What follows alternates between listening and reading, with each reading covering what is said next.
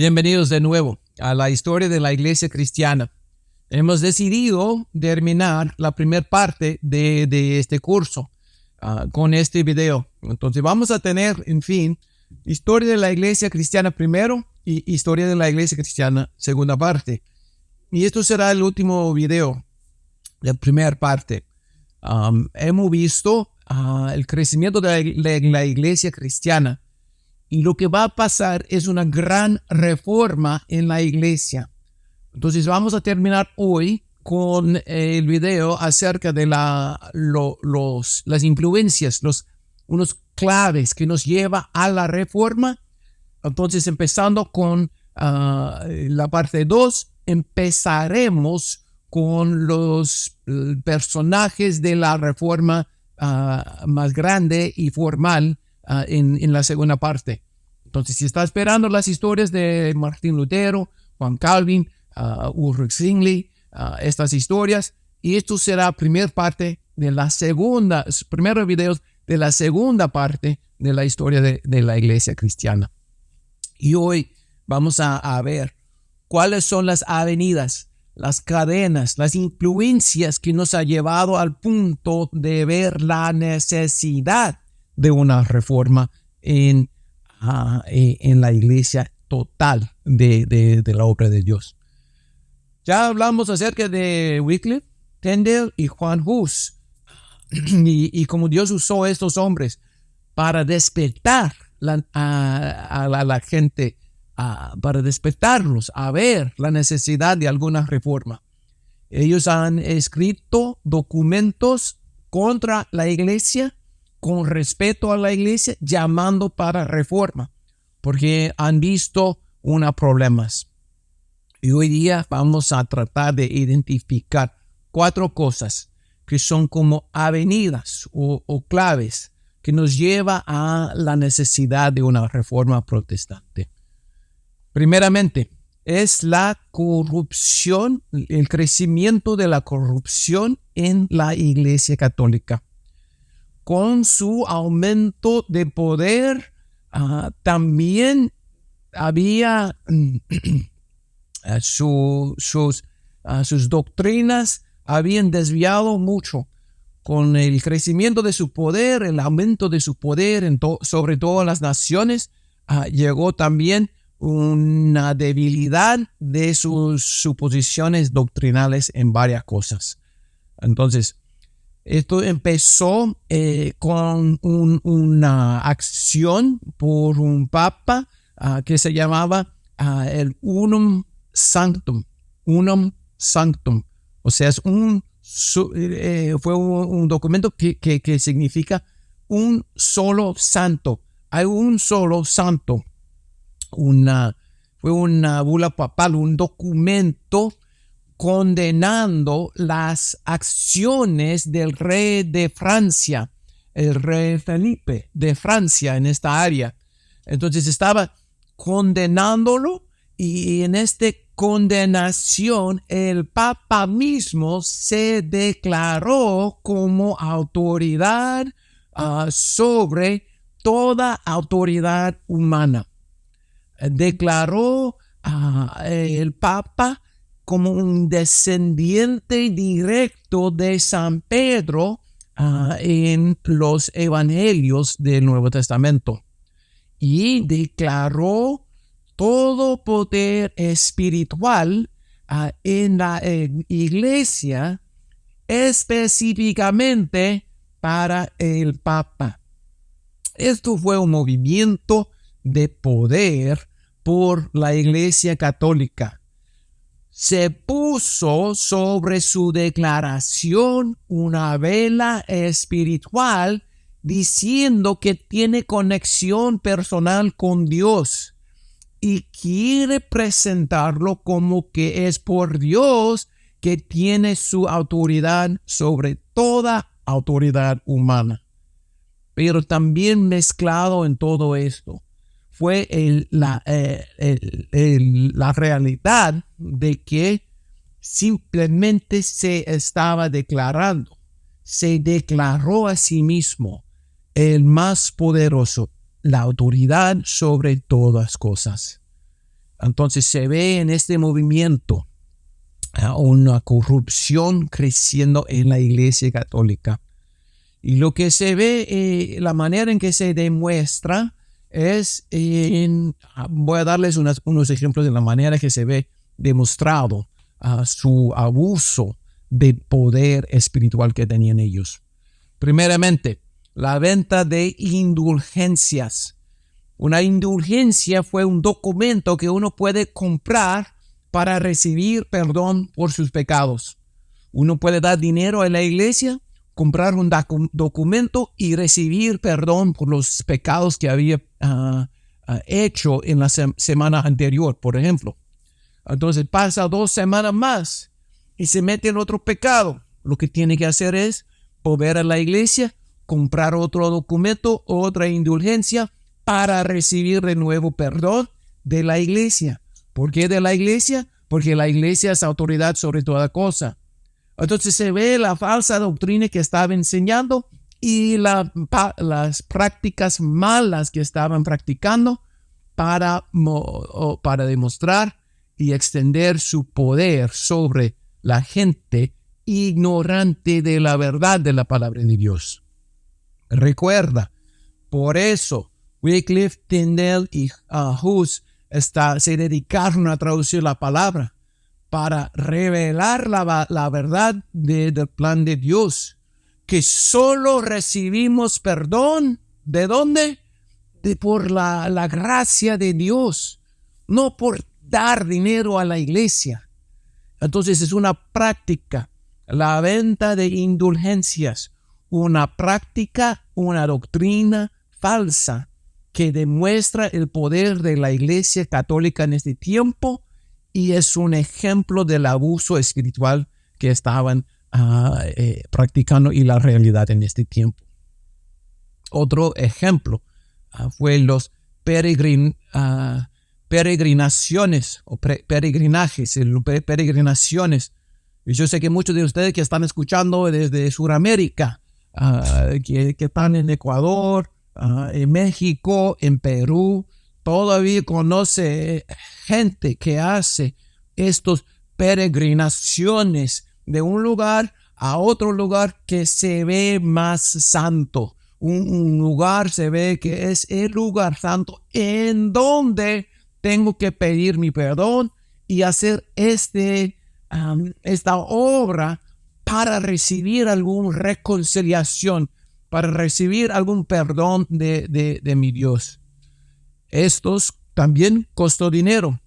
Y en el periodo de 1500, mucha gente estaba tratando de viajar hasta Roma, pensando que allá en esta iglesia es más posible recibir perdón por mis pecados en un lugar que se parece o que está más santa de alguna forma.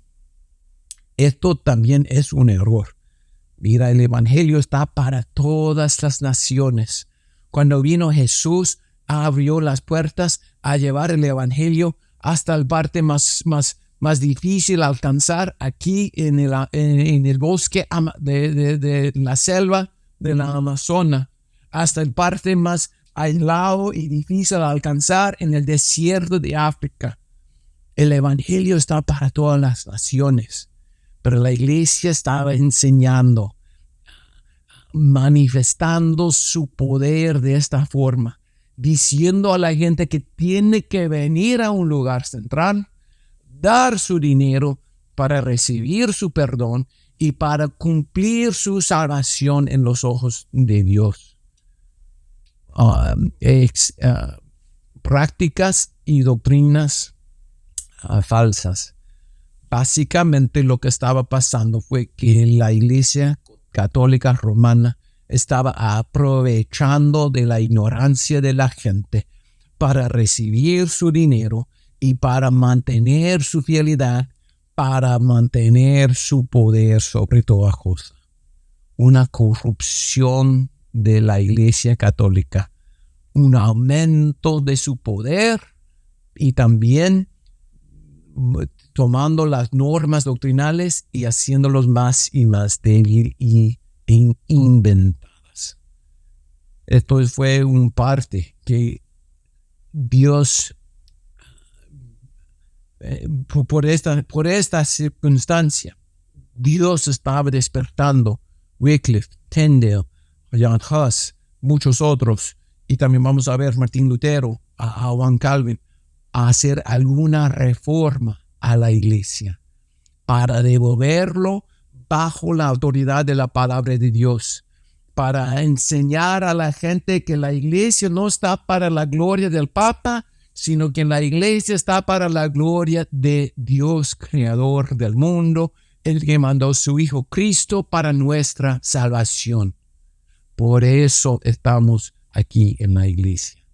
Que la iglesia no es una institución grande, sino es el cuerpo de creyentes sobre quien Jesús es cabeza de la iglesia, no el Papa y sus ideas y sus doctrinas inventadas.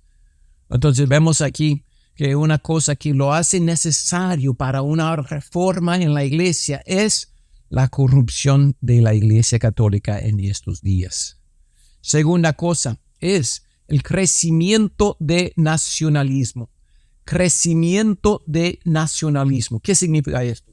Bueno, nacionalismo significa que en este tiempo las naciones estaban estableciendo más firmes sus fronteras.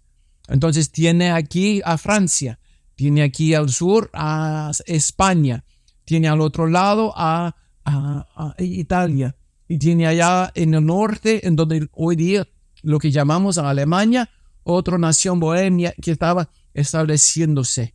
Y como estos lugares estaban un poco más separados, se ve que sus reyes quieren mantener su poder, su tierra. Entonces está viendo el establecimiento o el desarrollo de naciones individuos. Y esto de verse se ve claramente cuando Clemente el V llega a ser el Papa de la Iglesia Católica. Y él era de Francia y fue amigo del rey Felipe. Entonces él se mudó el centro del Papa, de lo que es el Papa, de Roma en Italia a Francia. Y esto fue un movimiento que causó un gran conflicto y también despertó la realidad de que fue muy diferente tenerlo allá en Francia. Y fue un evento que iluminó el crecimiento del nacionalismo que estaba creciendo en esta temporada. También se ve que cada nación tenía sus ejércitos que estaban creciendo en su poder, en su habilidad de defender su tierra.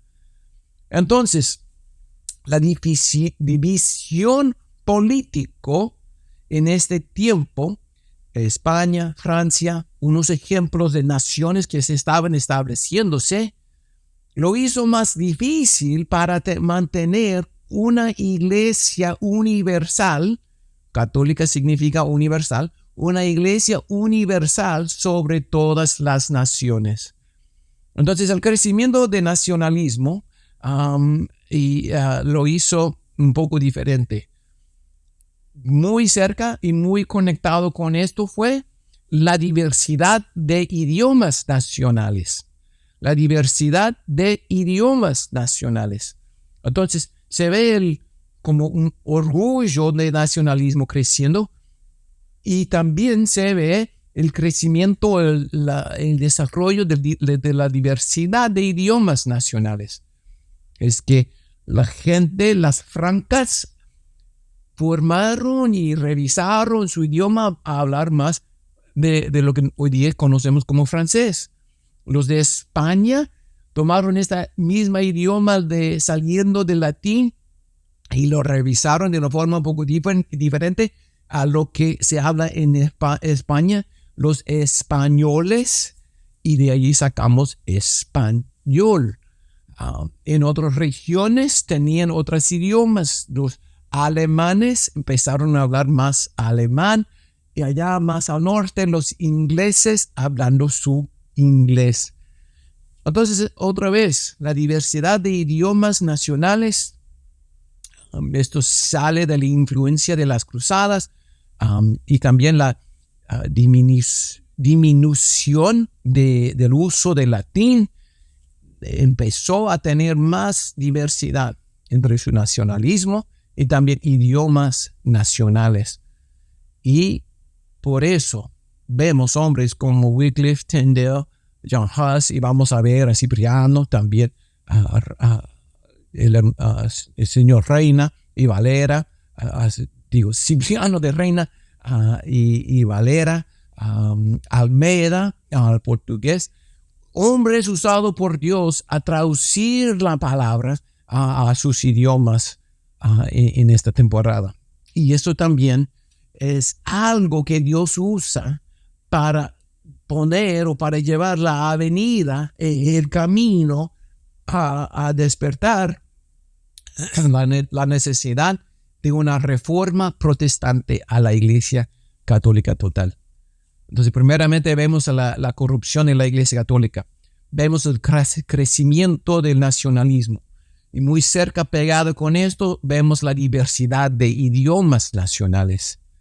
Y una cosa también que muchos reconocen como una influencia a la necesidad de una reforma protestante es la muerte negra, o también se llama muchas veces peste bubónica, la muerte negra o la peste bubónica. Esta enfermedad infectó a Europa por unos 3-4 años, desde el 1347 hasta 1350.